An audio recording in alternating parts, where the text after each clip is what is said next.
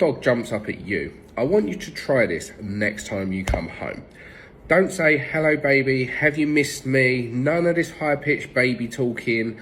I want you to walk straight in and say, sit, in an authoritative voice. And as soon as your dog does that, I want you to calmly give them a fuss and then walk away. I want you to get into the habit of doing this. Every time your dog approaches you at any point today or going forward in the house, ask them to sit, fuss them, and then carry on about your day. What we want to teach the dog is every time I am asked to sit, I get a fuss. This can start to become the precursor for attention versus jumping up for attention. Remember when you come in and talk to your dog straight away in that high-pitched human conversation with them, it often encourages them to jump up more. Say less. Say what you actually want and then reward. It's a puppy. We all know the importance of letting a child be a child.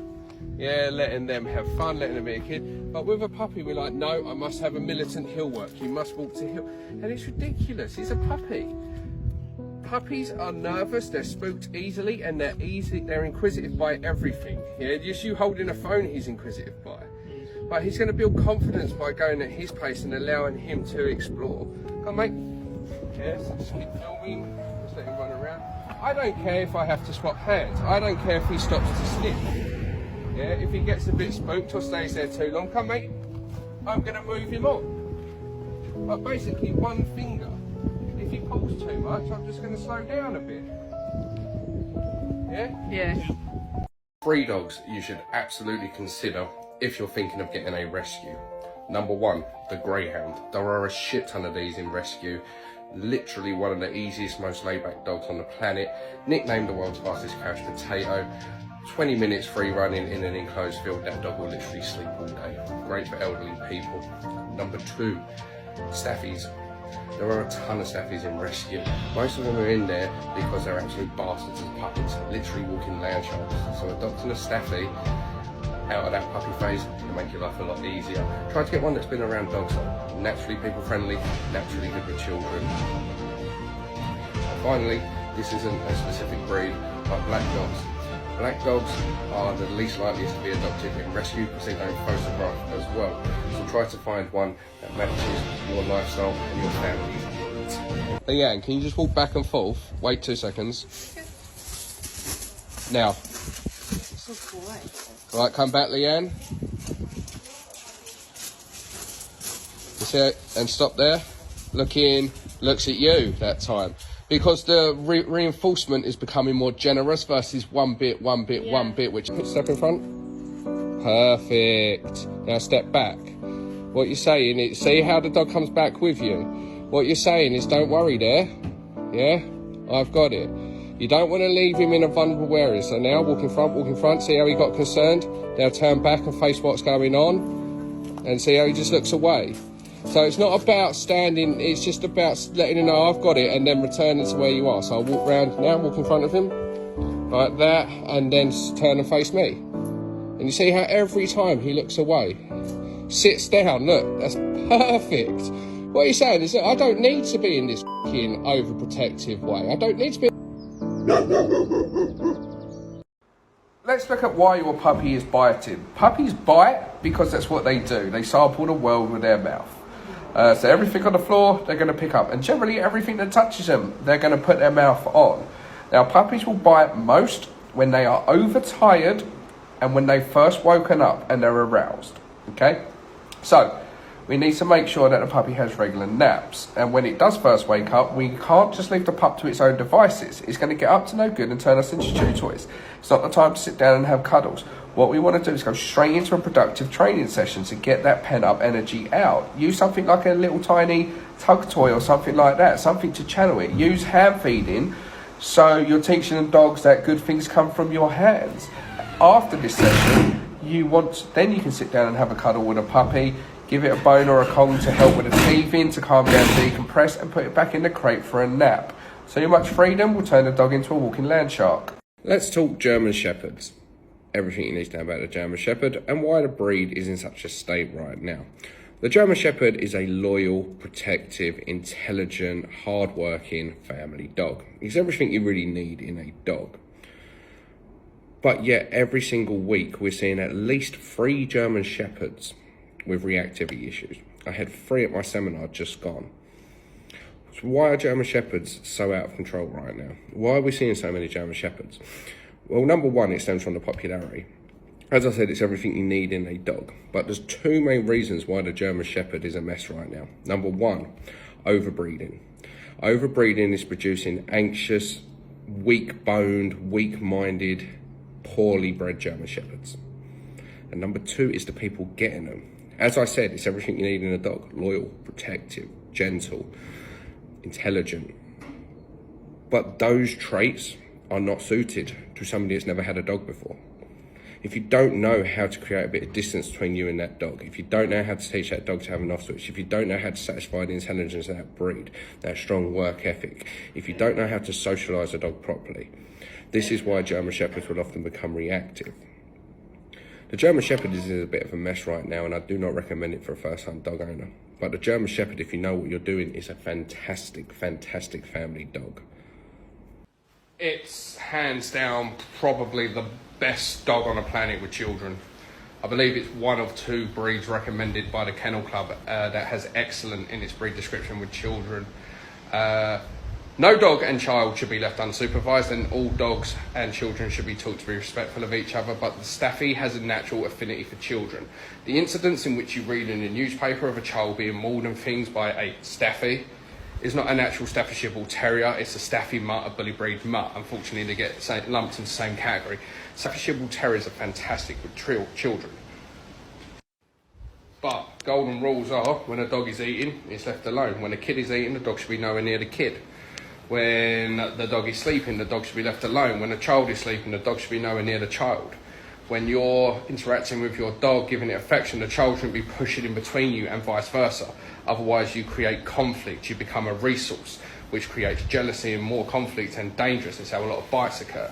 Your child shouldn't be pulling the dog around, pulling it, poking it, prodding it, hugging it, getting it in a fucking headlock, shit like that. That's dangerous. Just the same as your Staffy or any other dog shouldn't be running into your child, jumping up, mouthing them, knocking them over. There has to be a mutual level of respect in order for children and dogs to behave safely.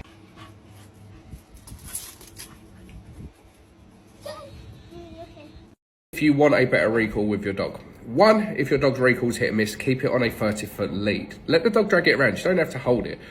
Put some knots in it if it's a big dog and attach it to the harness if you're worried the dog's going to hit the end of it and garrote itself. But the purpose of the long lead is it gives you access to pick it up when you need to and make sure the dog comes back so there's no negotiations. It gives the dog more freedom but maintaining control. The other thing about a long line is you can step on it. Step on it randomly when the dog starts to go too far away. This is going to cause the dog to stop and check back in with you. It's another opportunity to call your dog back to you and practice it at random times, but also teach your dog how far it can go. When you do call your dog to you, don't stand still and be boring. Lots of enthusiasm and move backwards. Moving backwards encourages the dog to keep coming towards you.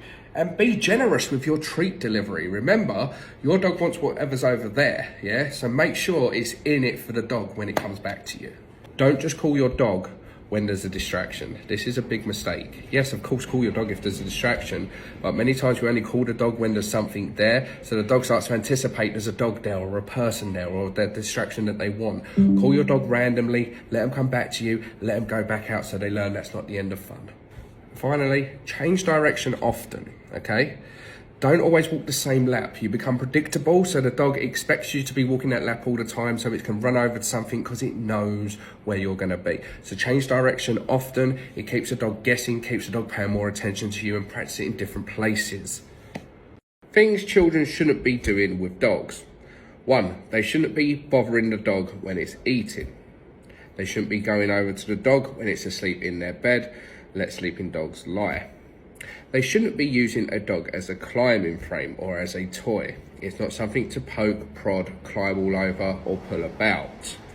They also shouldn't be hugging the dog in a headlock style, putting their face right into the face of the dog. A lot of dogs will tolerate this, but you have to think about it like this. If the dog was to snap, it's going to get the child in the face, and that could be life-changing for both the child and the dog. Dogs should never jump up at children. They should never steal things from children. They should never climb over children like they're a climbing frame. Teach your dog and your child to be respectful of each other. Get the child involved with the training. Keep the dog on the lead until it understands how to behave around the children. Children and dogs growing up together shouldn't be a dangerous thing. It should be a safe thing and a beautiful thing. Never leave dogs and small children unsupervised. The Newfoundland is actually a very, very good choice of dog for a first-time dog owner because of its gentle nature and its sociability. What you must understand about the Newfoundland though is it's a 60+ kilo dog, so it's massively powerful. So it's important to get that training in at a young age, and don't overdo it because they are prone to growing pains. They're actually my top 3 giant breeds of dog that I recommend for first-time dog owners. The second is the Leonberger, and the third being the Saint Bernard. Number 4 being the Greater Swiss Mountain Dog. But the Newfoundland is a good entry dog if you want a giant breed of dog, as long as you get a handle on it. Great with children, great with people, very little stranger danger. Really, really good dog. You must also understand that with a Newfoundland, they molt, something chronic, and they are a slobbery dog. So you will have to deal with that for the duration of the dog's life. Oh, you're a lover soft chops, aren't you? Oh, come on, Bubba. Use that nose of yours. Who said bulldogs can't sniff? Who said it?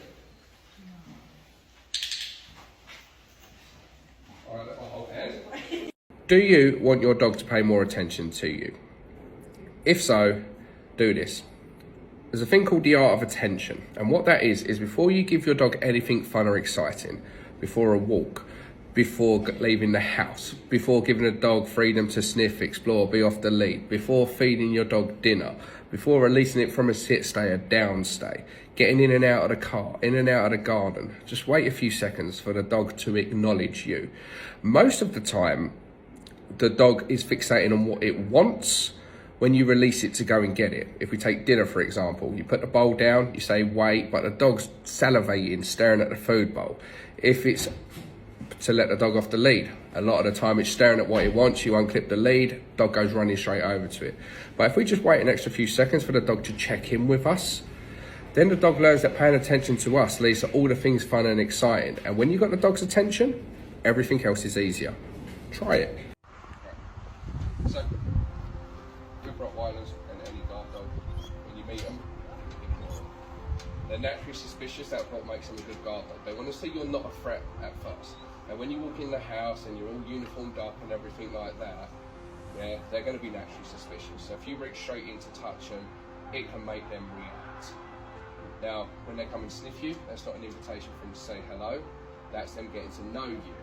The quicker you let them sniff you, the quicker they'll go away. If at any time you feel threatened and you've asked the owner, just throw a treat away from you, because like I said, Rottweilers are led by their tummy. Throwing a treat away from you creates that space and gives you some breathing room. Never ever stroke a Rottweiler on top of the head, or any guardian breed for that matter, or most dogs to be fair, because it's the act of going over it. Now with your dog, you can stroke it on top of the head, you have a relationship with your dog. But if I stroke Leo here, you see how his head comes up and he wants to give me kisses. But even with Leo, if I stroke him here, see how he changes his demeanour, right?